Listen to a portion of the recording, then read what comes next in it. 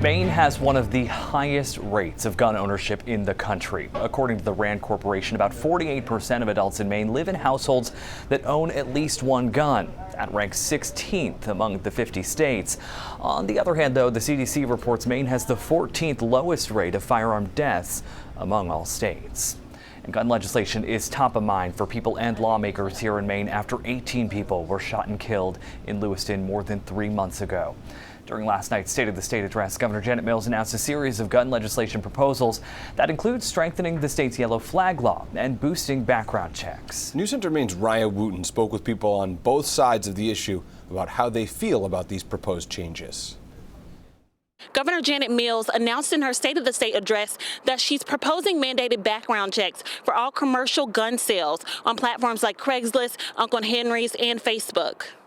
Organizations like Everytown, which supports tighter gun laws, say they believe the proposals are steps in the right direction, but they think legislature can do more. They'd like to see legislation requiring gun salesmen to enforce a 72-hour waiting period for people who are looking to purchase a gun.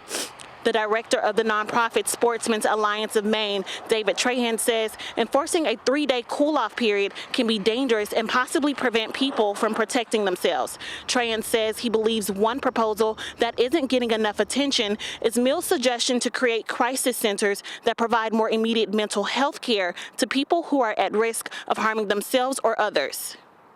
That item alone will save lives, and it'll do so immediately. People need help when they need it, not when it's convenient for the providers or for healthcare to provide it. The narrative that criminals will always get their hands on guns, we should be doing everything conceivably possible to stop that. Trahan says he made additional suggestions to Mills, one of them being to reassess how correctional systems release potentially dangerous or violent individuals into the community after they serve their time. In Augusta, Raya Wooten, News Center, Maine.